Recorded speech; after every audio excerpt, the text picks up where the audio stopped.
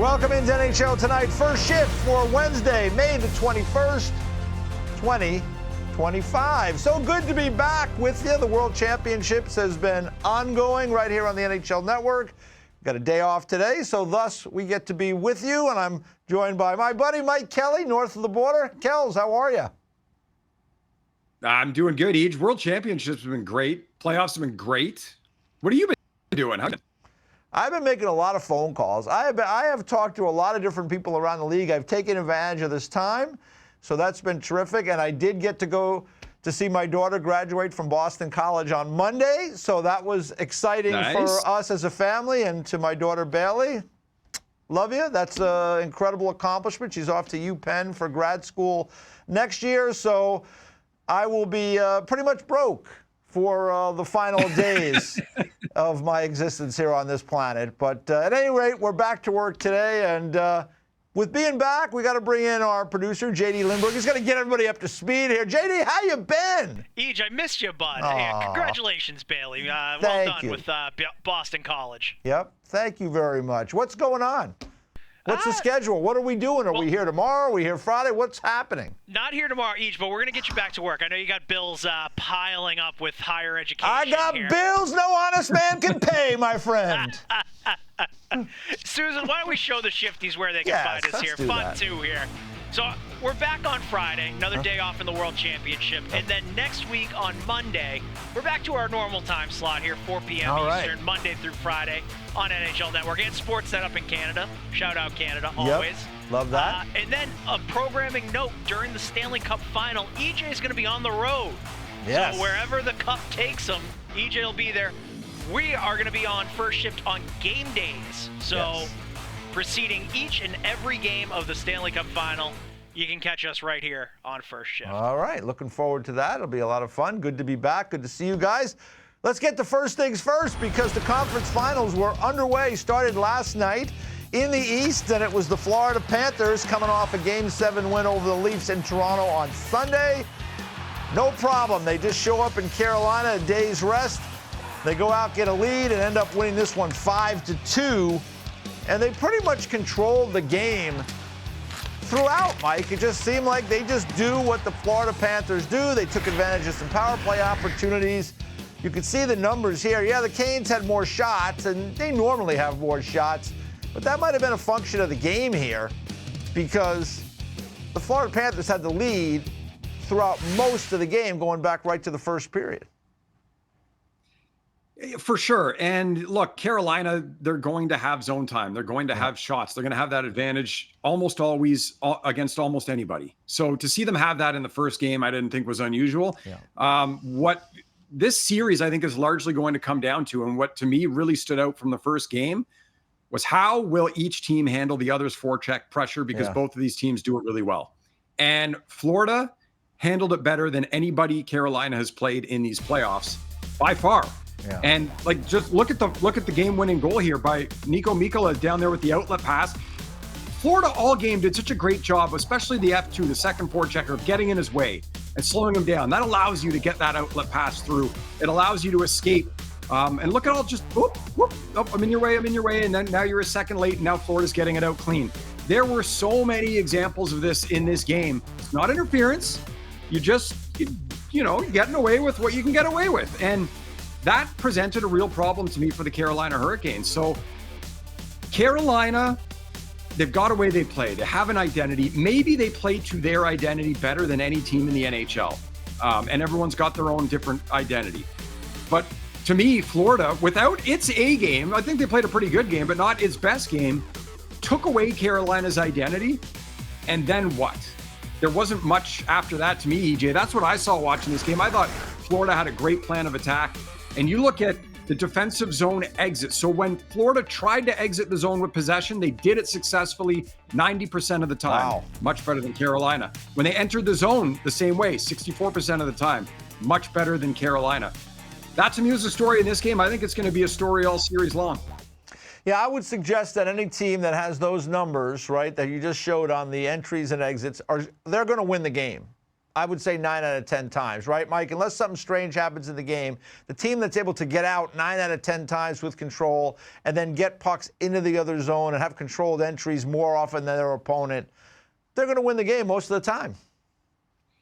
Well, I think that's especially true when you talk about teams like this. Yeah. I think if you go through the 32 teams in the league, it's less true for certain teams just based on how they play. But with these teams, especially the Carolina Hurricanes, I mean, man, you watch them in the first 2 rounds, how much zone time and shots and goals did they put up by forechecking, puck battle win, extra possession in the O-zone, hemming a team in for 45 seconds or a minute.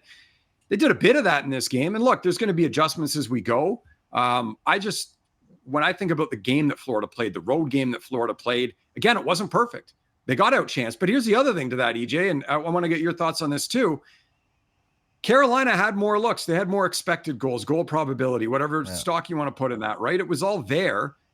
The guys shooting the pucks for them aren't the same as the guys on the other team. Yep. And that's true of every team in the league. But this has always been my thing with Carolina is like, are you a possession-based team that is good enough to outwork teams over an 82-game schedule and win more than you lose and win a couple rounds in the playoffs because you can pressure and have so much shot volume that it can make up that difference? But when you get to this point, Carolina's 0 for its last 13 in the conference finals. Yeah, wow. In terms of just winning games, not series. When you get to this point and the other team can check you just as well as you check, but they've got higher end skill, is that going to be a difference? It's a theory. It looked that way in the first game.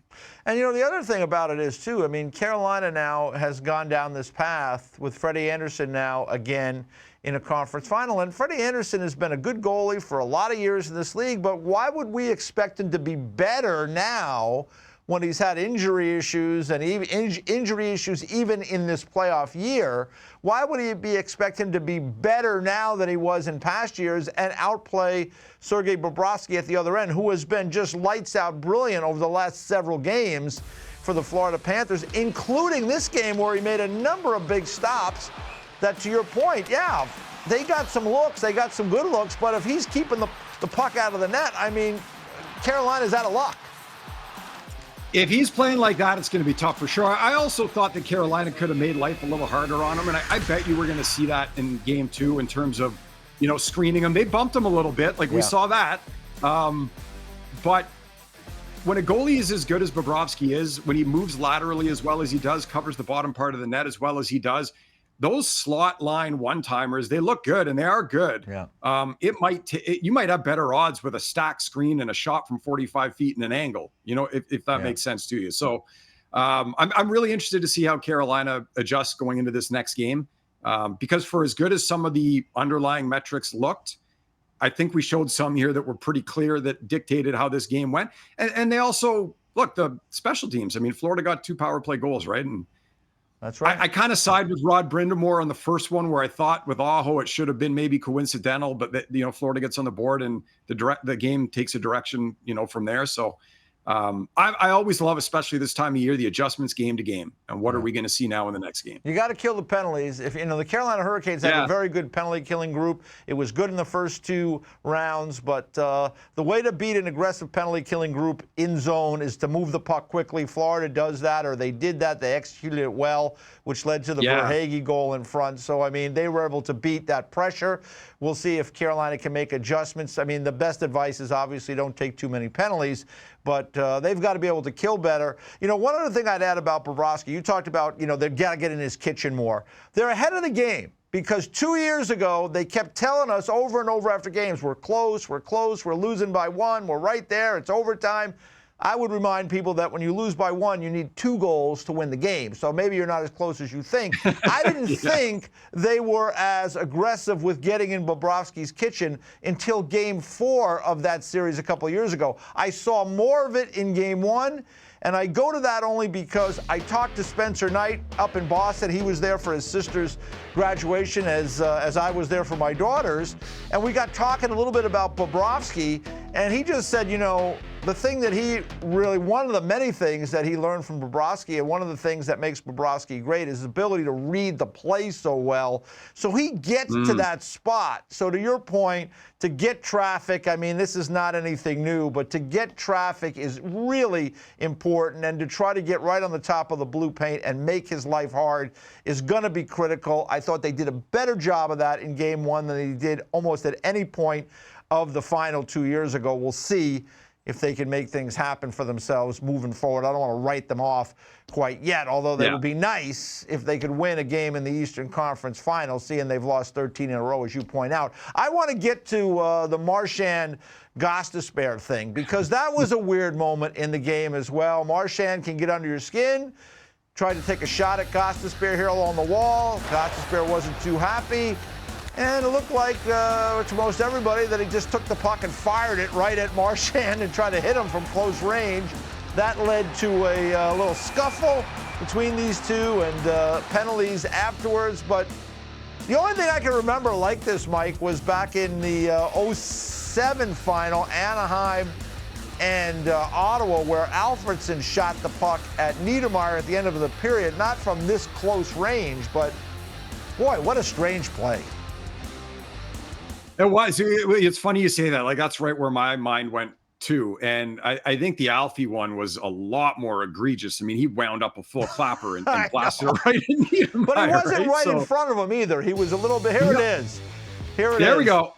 Oh, he was going to shoot it, and then he's like, "Oh, wait a minute! No, I'll just drill I'd rather shoot it at Scott Niedermayer and try to hit him in the head. I don't know. Strange. Yeah, right at the end of a period. Yep. So, like, that one to me was.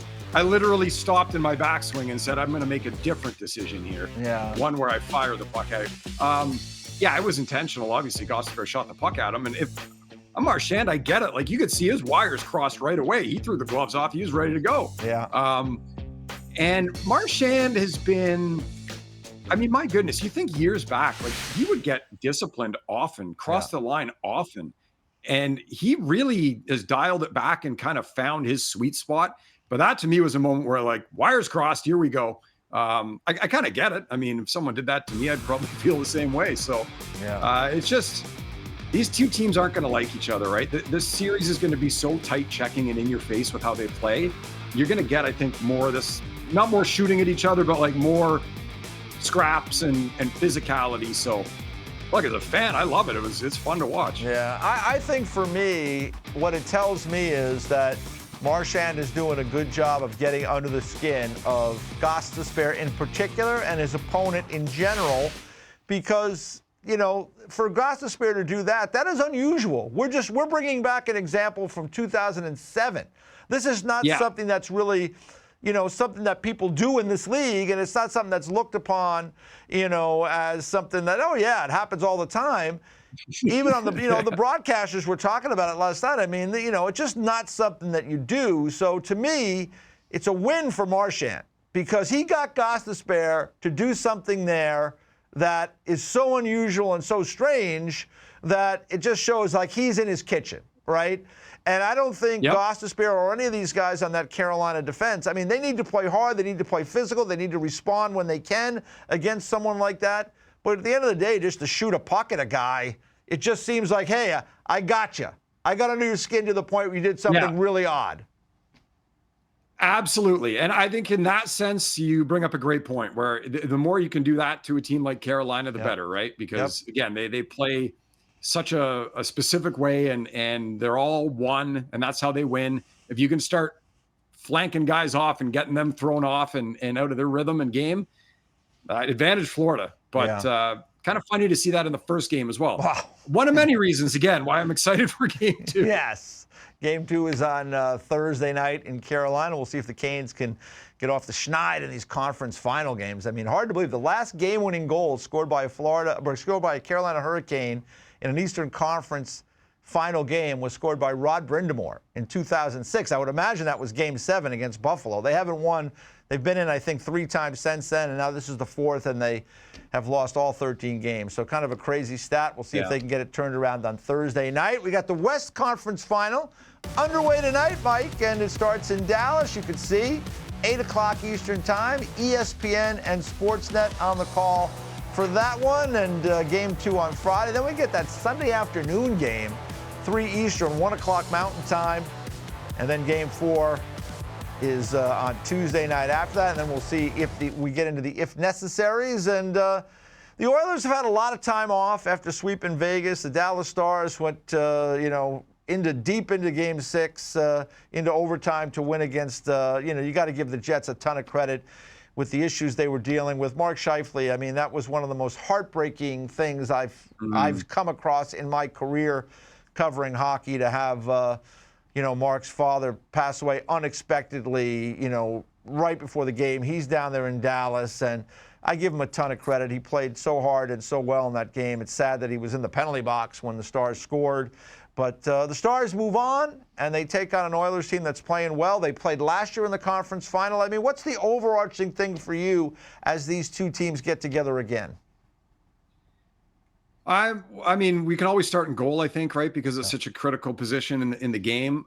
Stuart Skinner, what are the odds that he plays himself out of the net at some point in this series and then comes back in and plays really well? Like, we've seen that more than once. Yeah. Edmonton's hoping that's not the case, obviously. Jake Ottinger, I think, is a bit of people know Jake Ottinger's been playing really well. Dallas isn't here without Jake Ottinger at all. I don't think they're out of the first round without him, and we can focus on Rantanen and the miracles he pulled off, but Ottinger's been unbelievable. So it's going to be a great matchup there. And then from there, I look at the depth, and right now it's advantage Edmonton, which you normally never say, but like when McDavid and Draisaitl have not been on the ice at 5-on-5, the Oilers have outscored the opposition 16-9. They've never outscored the opposition, through the playoff careers of these guys when that's been the case.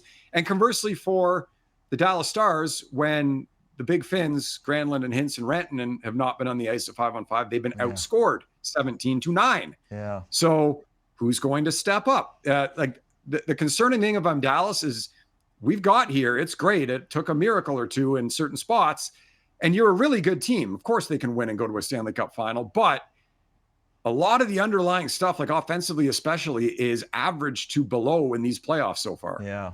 Yeah, you know what? My concern for the Dallas Stars is this, Mike, is I find they're a team that, for whatever reason, they kind of play in fits and spurts. And by that I mean, like, they'll play well for a while, and then they kind of are okay in the game, and they might fall off. And to your point, Ottinger's been great. He's got a .919 save percentage in the playoffs. He is the biggest reason for me that they're sitting here in the conference final again. But, like, when you can get away with that against certain teams.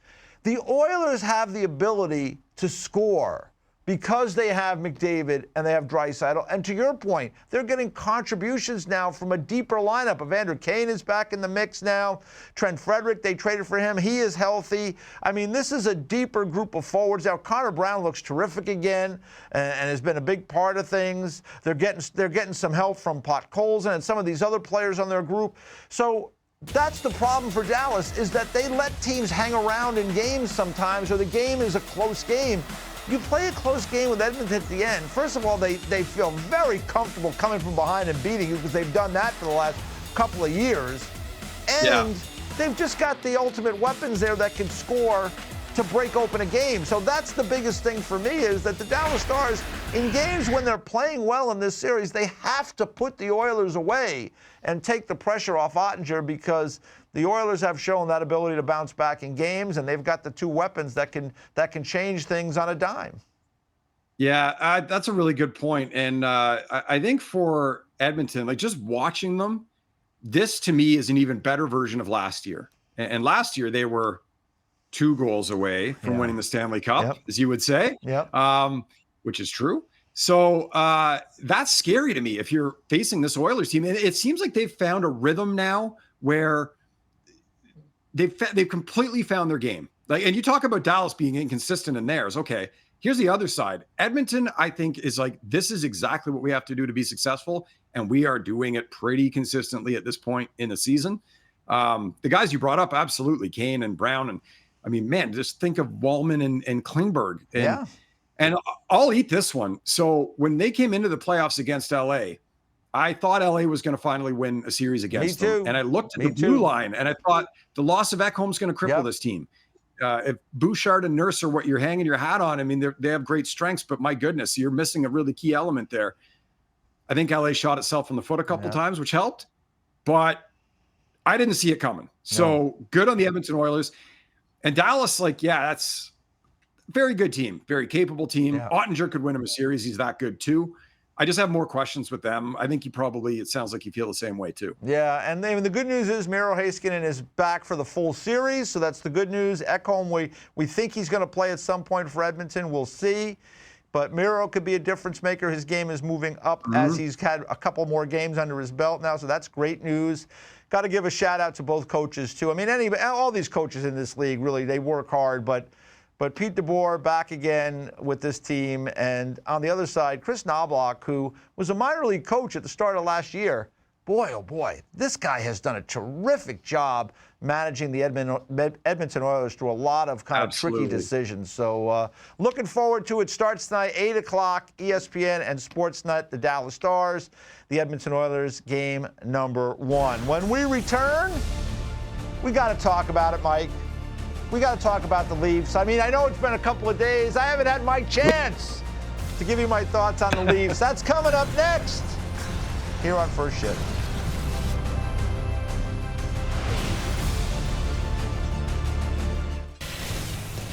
Here's a tweet from Sportsnet. The Islanders have been granted permission to speak to Maple Leafs president Brendan Shanahan about an opening in their front office. Sportsnet can confirm. If you've been following me on Twitter, I talked about that on Monday as well. It's been something that's been, people have speculated it because John Collins with the Islanders is running the search. John Collins and Brendan Shanahan work together at the NHL. I think John Collins is not per se a hockey guy, so I would think for him, someone that he knows. I think he kind of, Brendan always looks the part, right? I mean, those two guys I could see running, if they were casting a movie for people running an organization, John Collins and Brendan Shanahan could be the two guys they could cast. Now, whether they can get it right, who knows? But it makes some sense to me. We'll see what happens. The MLSE board is meeting tomorrow. I'm sure they're going to discuss Shanahan's future. His contract expires at the end of June, according to the reporting of Arthur Stable with The Athletic. So, I want to start there, Mike, with the Shana plan as it was. I think Brendan Shanahan did a lot of terrific things when he got to Toronto. He went for the complete rebuild. There was pain. They had high draft picks. They used them well. They had good fortune. Matthews, Nylander, Marner. They drafted really good players, Morgan Riley, some others. And just over the years for me, Mike, I just think watching them play this year, I thought that they really made a lot of strides this year with their game. Their personnel was better. Those guys learned some lessons this year. But as I really thought about it, I was like, boy, these are lessons they should have learned 5, 6 years ago. And so I look at the grand plan. Brendan Shanahan was willing to stay with Kyle Dubas and Sheldon Keefe, I think much too long. And now that they've made some changes, they've made some strides, but they wasted, to me, 5 years here with these guys, and now they're in a position where Marner may leave, and who knows what you're going to do with the other guys. Yeah, no, it's a fair point. I mean, look, it hasn't worked, right? That's the bottom line. That's right. Considering the success they've had in the regular season relative to the postseason, it hasn't worked at all. And if you go back to when they put this plan together and Kyle came in and they decided the kind of team they wanted to be and the way that they wanted to play, it was, predicated on being a skilled puck possession team that was going to outshoot, outchance, outpossess its opponents, win more than it loses. And again, that will lead to a lot of regular season success, more or less. Kind of untested as to whether you can win championships playing that way. Didn't work. So Toronto Maple Leafs get to a point where they say, okay, we know this isn't really working in the playoffs. We got to change the way we operate a little bit. And Craig Berube comes in. Craig Berube won a Stanley Cup in 2019 with the St. Louis Blues, largely by getting pucks deep, winning them back, going low to high, creating offense, mitigating risk, all those things. Toronto did that this year, and they really tried to do it, and they did it really well at times. Game 6 against Florida, masterclass in that 2-0 win. But you're trying to teach that now to guys that came into the league playing a completely different way for so long. That's probably not as well suited to these specific guys as it can be to others. So look, at the end of the day, I look at Toronto this year, like they dumped the puck in more than anybody other than Florida in the playoffs. Yep. Of every 16 teams, they had the lowest recovery rate on those dump-ins. They're not built that way. Too many guys aren't built that way. So I think massive changes are needed on ice, and we're probably going to see them. But I did like this year's version of the Maple Leafs better than years past. Yeah, and I agree. Just what and I would say, like you say, well, it hasn't been proven you can win that way in the playoffs. I think it's been proven you can't. I mean, I think there has to be an element of grit and I mean, these are flesh and blood human beings playing in a sport where guys are giving their all every night in the playoffs. And you need a certain amount of size, you need a certain amount of willingness to get into battles. You need a willingness to take sometimes what the other team is giving you. And when you try to possess the puck all the time, and a great example of this was in game number 4 in Florida when the Panthers won, I believe it was 2-0 or 3-0. I don't know if they added an empty net goal, but it was a 1-0 game late. It was a close game. Florida had played better, deserved to win the game, but Toronto was one shot away from tying it. William Nylander has the puck in the neutral zone. He circles once. He circles. He tries to force a pass through at the blue line instead of just dumping the puck in. He tries to force the pass. They turn it over at the blue line. Bennett goes down the other way, scores. It's 2-0. The game is over. So those are the kind of lessons that you have to learn about the postseason. And so I think they look at the video. I'm sure Nylander looks at it and says, yeah, I probably should have dumped it in there. Marner did similar things in different games. These are things that have happened over the years with the Leafs where those players should have been accountable. And by that, I mean you got to bench them. You got to sit them. Yep. I don't remember that ever happening in Toronto under Sheldon Keefe, ever. Maybe for one shift during the regular season. So for me, at the end of the day, it's hard now to sit there and bench these guys because this is the way they've been kind of brought up in this league. And this is problematic. So when I look at it, Shanahan did a lot of good things. They brought in a lot of good players. But the thing that's amazing to me is Brendan Shanahan was part of multiple Cup winners in Detroit. He was brought in particular as a piece to bring a physical presence in the playoffs. And they had the grind line, and they had skill, but they had toughness, and they had bigger players. And there was always a mix, Mike, right? And you would know this as well as anybody because you're an information guy. You're putting these numbers together all the time. Yeah, there is a certain element of skill you need. You can't win without it. But when you get in the playoffs, you can't win wall battles. You can't when you dump pucks in, if you can't get them back, you're not going to win. So at the end of the day, it's amazing to me that Brendan Shanahan, who lived through this as a player, didn't identify it well enough in his role and allowed for the Leafs to go down this path with, again, an inexperienced manager and coach on a franchise that is one of the top franchises in hockey and in all of sports. I'm always kind of amazed by that. I would think now you have Treliving, who's had a number of experience as a manager, Berube, who's a Stanley Cup winning coach. Those are the guys you want at the helm of franchises like this. And I think they're on the right track now, but unfortunately, they've wasted time and they're in a position where they may lose some of these players. Yeah, well said. And there's a lot of scar tissue there to try to remove at the same time, right? With the guys that have been through this. And you bring up the Nylander play, and that's a good one. The Mitch Marner backhand spinning pass that led to a Florida goal. That's a good one. Less of that now than in the past. Exactly. But it's still there. Still right? there. To a degree. That's how these guys were taught to play. They were taught to hang on to that puck and maintain possession and do all those things. So I think, look, lessons have been learned at some point as they've gone along, but there is still some of that there. And obviously the mix was never right. Like it just didn't work because it didn't. There's nothing else you can say about it. You have we got to a final this year. We got to they never got anywhere in terms of being past the second round. So it didn't work. And I think as you go forward now, like you bring up Shanahan and he was a part of these teams and recognize by being on them what it takes to win a Stanley Cup.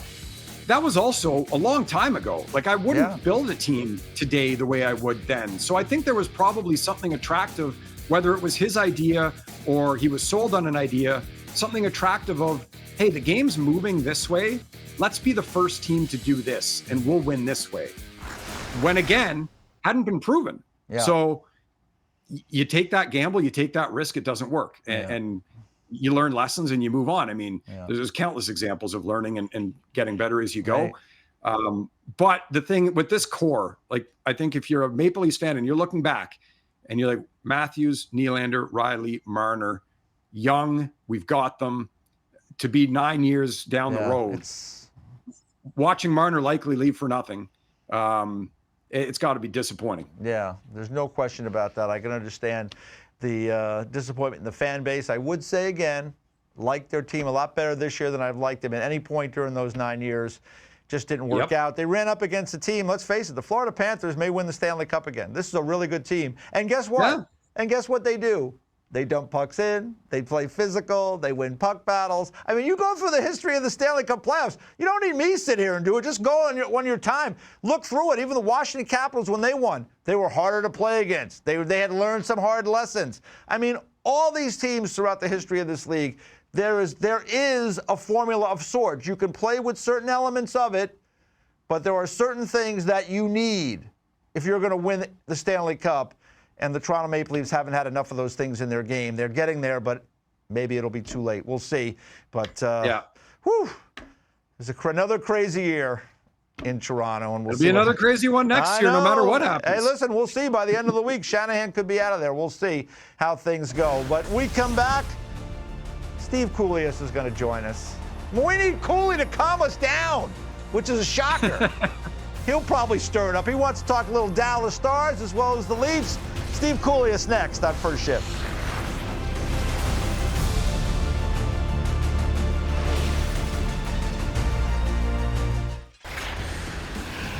Got a tweet here from Lori Goldstein. The Weather Network says it's the coldest stretch in Toronto since 1967 that's coming. I mean, we don't make this stuff up. This is the reality.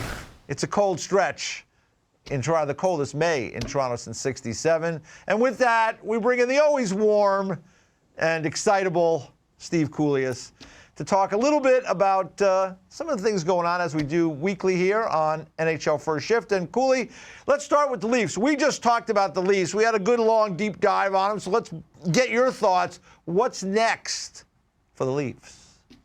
Well, let's just be clear. Nice to be back on. Yeah. Good to see EJ and Mike. There's been a lot of cold Mays over the last 67 years. This is just the normal ice age. As people say, the art of spring, of getting together and complaining about what went wrong. So everything starts with Brendan Shanahan. Is he staying or is he going? Is he going to the New York Islanders? And even if he does leave, do they really replace him? Or now it's Keith Pelly, the new big honcho, and Brad Treliving and Craig Berube, who has gone through losing in Toronto for the first time that everybody else has seen for, almost 10 years under the Austin Matthews administration. So I think Craig Berube is going to have a big say, almost like a Bill Parcells, in making the salad, because he and Brad are not going anywhere, and who stays and who goes, who wants to stay and who might want to stay, but they don't want him. So a lot in play starts with Shanahan. Obviously, Marner and Tavares are in play. But don't forget about Matthew Knies. That can't wait too long before somebody starts poaching, and he might be a $7, $8, $9 million player moving forward. Still a very good team. They're setting goal. They're set on the defense. So they're in a good spot, but they have to make tougher decisions than they made a year ago. Cool. You study the game so much, and you're kind of a historian of the game. You got a lot of good context from many years back. There are some fans of the Maple Leafs or hockey fans that all they really know is this last 9-year version of the Toronto Maple Leafs, and they haven't made radical changes, right? The core has always been there, and I think maybe those changes are coming now. But how unusual is it for a team to go stick with a core group like this for so long when you're not having that kind of success? And at this point, how much change do you think is needed to have a different result? Well, I'll try to give it some historical context in terms of Detroit and Washington. I mean, combined, they took 27 years to finally win. And their cores had stayed together for a long time. and think of the losing that Detroit's gone through the way Toronto's gone through. I mean, Toronto beat Detroit in 93, almost got to the Cup final in a different era, of course. Detroit lost in 93, 94, got there in 95, lost in 96 to the Avs. And the bloodbath that followed in 97 galvanized the team. Ironically, Brendan Shanahan was a big part of it, but his versions of the Leafs have not looked until kind of lately somewhat similar to the Wings. And listen, they've been one of the best regular season teams over the last 9 years in franchise history or in the league. They're the only team in the league now that's made the playoffs in all 9 of those years. But they're built for the regular season, trying to build for the playoffs. So it's been very exciting. They've done very well. They won the division. I think they're climbing and improving. But what do they do now? I mean, people talk about Sam Bennett or Matt Duchene or Aaron, and Brad Marchand, they're all going to be coming? There's going to be cap space? You go shopping at Rodeo Drive. Yeah. Believe me, I went there once. I lasted 6 minutes. I mean, it's very expensive when you go to UFA shopping. And then you have to say, whoa, Camel, Yosemite Sam, what's realistic before you get rid of everybody? And who's going to replace these players? Yeah, that's always the biggest thing is who's going to replace the players. So there's a lot of things cooking, certainly around the league and for sure in Toronto with the Leafs. Let's get to Winnipeg because that's another team. I joked like I called Winnipeg was like the Toronto of the West, right? They've been another team that has had a similar group of guys together for a while. They've struggled last year, really getting their doors blown off by the Avalanche in the first round. I would suggest, hey, the Avalanche is just a bad matchup for the Jets the way they play. But what's next for the Jets, who did win the round this year, kind of similar fashion to the Leafs, right? It was almost a mirror image. They won in the first round. They get to the second round. They lose, late in the round. They lose to the Dallas Stars. What is next for the Winnipeg Jets? Because they've got some business they have to take care of. Yeah, they're the Leafs cousins of the Western Conference. Yeah. There's similarities. Connor Hellebuyck admitted that, he made some tweaks he shouldn't have made that might have hurt him during the playoffs. They got to figure out Kyle Connor and an extension. They got their RFAs and Nikolai Ehlers UFA. And, of course, the big story there is that Kevin Cheveldayoff would like to make him a Jet for life. I don't see Tanev coming back and having enough room. Velarde's very important to the club, as is Dylan Sandberg, because he's kind of their Brendan Dillon when they were able to move off him last year. I mean, both teams, Toronto and Winnipeg, are both at about $71 million, which gives them about $25 million to spend, but they have to spend it on their own guys first and see what's left over as well. The good thing for the Jets is, Scheifele, God bless him, and our hearts go out to him, of course, and his family. Kyle Connor, Connor Hellebuyck, Josh Morrissey, they've all wanted to stay. Right when we just assume everyone wants to leave, they all want to stay. So that's been a great bonus for the Winnipeg Jets. Will they get somebody else if they lose a Nikolai Ehlers? That I don't know, but they start from a position of strength. They're still a playoff team. One thing I would say, guys, and Mike, you might have some of these numbers in front of you, a discussion of 57 games for Connor Hellebuyck. Going to go to the Olympics again. Maybe we bring that number down and Eric Comrie's up so he's fresher in the playoffs. Just an idea. Let's have a discussion. Interesting thing about that, I remember talking to Hellebuyck at the NHL Awards in Nashville a few years ago, and he said part of the reason why he thinks he's so successful is because he plays as much as he does. He's like, I need to play a lot to feel like I'm at my best. Now, that's the athlete that I'm talking, right? Yeah. And we all know he'd play 82 if he could. He's a competitor. So it is a fascinating discussion, though, for sure. Well, we'll see what happens with the Jets. Nikolai Ehlers, obviously a free agent. We'll have to keep an eye on what happens with him. Obviously a terrific skater and someone that is a big part of their group moving forward. So the Jets have some decisions to make as well. As for the team that knocked them out of the playoffs, the Dallas Stars, they get going with the Edmonton Oilers tonight, 8 o'clock Eastern time. ESPN and Sportsnet will have the coverage of that one. And for the Stars to advance and beat the Oilers and get to the Cup final where they could not last year, you say they need more from the star players, I'm assuming other than Mikko Rantanen. Yeah, other than the finish line, they need something from other people. Jason Robertson says, I'm ready to go. I'm not making excuses. He has not been noticeable. Wyatt Johnston has had a good playoff, but not a good round against the Jets where he had one goal. He's won his 13th for the playoffs, and he's a really good defensive player. There's Matt Duchene. There's Mason Marchment. Dodonov I don't count on as much, but I got to get something from these guys. Maybe Jamie Benn's in a different position than he used to be, but he's also -6 as well. That's 1, 2, 3, 4, 5. That's a lot of guys. That's a lot of guys. And I'm not asking them for all of them to get white hot. I'm just saying, like baseball, be a 250 hitter. Get one hit for me. Sprinkle it in, or the Oilers are going to do with a better team, I think, up front than they had last year, and Ekholm coming back eventually. I think they're feeling better about their team this year, guys, than they did a year ago. These guys better wake up for Dallas. I think Jamie Benn, maybe, I don't know how you feel about this, Cool. Maybe Jamie Benn's the guy that's most likely out of that group to really do something like it. There's no reason he can't be Corey Perry. And we've seen how many goals Corey Perry's had in these playoffs and the effect that he's had. So when you're looking at that group, is there one person that you're like, if it's going to be somebody, it's going to be that guy? Well, there's a lot of that guys. I actually count on Ben the least. I mean, there's rumblings he might be on the fourth line tonight. Wyatt Johnston's underachieved. It's Jason Robertson when he gets going. I mean, EJ, you and I talked about this when he was hurt. There's like a trade deadline acquisition. All of a sudden you look up and and he was their best player until they got 96. Now he might be on the second line. I think he's my X factor. I think he's my X factor. And if he does what we think he can do, then Dallas could and should move on. But if these zeros continue, oh boy, it could be a rematch of, what we saw a year ago. Yeah, no question. No question about it, Cooley. And I would just add about Jason Robertson is that, he did come back from the injury. They added Rantanen into the mix. Jason Robertson could be impacted long-term by Rantanen being in Dallas because there's not money for everybody. Robertson's going to need a new deal at some point, so I would keep an eye on that as well. Maybe that's in his mind. I don't know, but he's got to play better. I'm with you. They need him to be the goal scorer and the dangerous offensive player that he can be in this series. All right, before we let you go, any prediction? You got the light there. What do you got for us tonight with the Oilers and the Stars and Big D? I really should pick one of those stars and put my money where my mouth is. You should. But I'm not. Yeah, I knew I'm going to take. I knew it. I'm going to take 97. Cookie, Apple, Oilers win. All right. Well, listen, you're giving us the win and you're giving us the points, but I mean, taking McDavid, it's not earth-shattering. Hey, I'm padding my stats. There you go. Hey, Stuart Skinner with back-to-back shutouts. Maybe we get 3 in a row. That's A right. lot of good storylines. There you go. No. Not in game one. Don't get greedy. He's not a game one guy. We know that already. All right, Cooley, thanks for the time, buddy.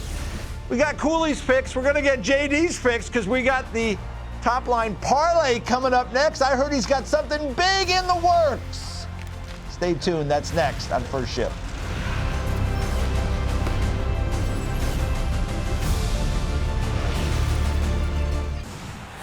It's time for the Top Line Parlay presented by DraftKings Sportsbook, and that means JD Lindbergh joins us to give us his thoughts, his pick, his parlay for tonight.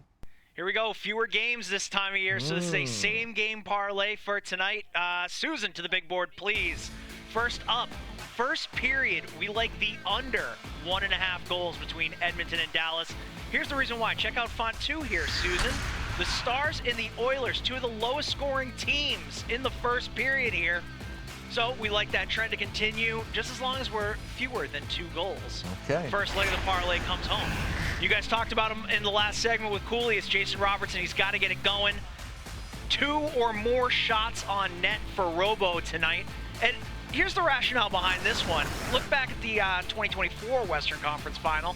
How about Game 6? No goals, but 9 shots on net. So Robo putting rubber to the net here. He's got to get going. So we like Jason Robertson over 2 shots. One final leg of the parlay. This is my favorite one here. We like the worm, Corey Perry, to get on the board. An anytime goal for Corey Perry. And how about this? This is a weird nugget here. I don't know if Sport Logic tracks this one, Kels. Last 6 game ones, Corey Perry's a point-a-game player. 3 goals, 3 assists in his last 6 opening games to playoff series. Fellas, what do you think of the parlay? I don't know, Kels. I like it when he goes big game hunting there and he goes, for a bigger number. He's got Corey Perry. He provides the stats to back it up. I like it. Look, JD's new age. He's like a ball player, right? He's just exit velo. I'm hitting dingers or striking out. I don't want singles. Singles aren't worth anything. That's right. So I love it.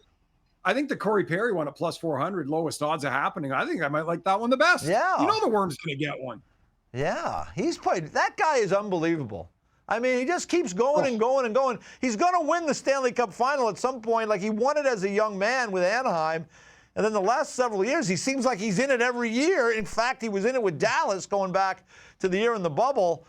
He's been on the wrong side of it. We'll see if this is the year. Hopefully, at least in game one. Get us to break, EJ. We got to get out of here. All right, I'm rooting for you, buddy. I'm rooting for you. Hey, Marc-Andre Fleury finished his NHL career, but still playing at the World Championships for Team Canada. We'll talk about the Flower next on First Shift. DraftKings Sportsbook is an official sports betting partner of the Stanley Cup playoffs. And this week, new customers can bet $5 and get $300 in bonus bets if your bet wins. Download the app and use promo code FLY when you sign up. DraftKings Sportsbook. The crown is yours. Got a tweet from Josh Yohe. Sidney Crosby and Marc-Andre Fleury have been friends for more than 20 years. Josh did a story on The Athletic on their bond, their friendship, and being united one final time in Sweden. Plus the Penguins contemplating something to honor the Flower, and he's been part of Team Canada at the World Championships along with Sidney Crosby. They play Denmark tomorrow in the quarterfinal. Denmark, one of the host nations, so it should be a interesting game. But the Flower, one last go-around, and I guess if he's part of this team and they win a gold medal, I mean, I think he'd be the first goalie to be part of that triple goal club. So an unbelievable career, and it should be a great story to read about Flower and Crosby and their relationship. Yeah, absolutely. Like I can't get enough of that stuff as a viewer, like following Marc-Andre Fleury all season in this kind of farewell year for him. Then you find out he's going to go to the World Championship. What a perfect way. Yeah. Obviously, Pittsburgh wasn't in the playoffs. Minnesota was in the playoffs, but they didn't continue. And Pittsburgh, where he's going to be honored potentially, wasn't in the playoffs. So what a perfect way for Crosby and Flower to kind of end this thing together. Maybe they win gold. That'd be the cherry on top of all of it for them. But how cool for them to be able to hang out over there. And you think about some of the young kids too, like a Macklin Celebrini getting to be on a team with these guys and learn from them. Like he's going to remember that for the rest of his life. Yeah, no question. And Fleury's been splitting time. They've been alternating with Jordan Binnington, and we'll see how it goes on Thursday against the Danes. But congratulations on an unbelievable career for Marc-Andre Fleury. That's it for us today. Thanks, Mike. We're going to be back on Friday. World Championships tomorrow. NHL Now coming up next.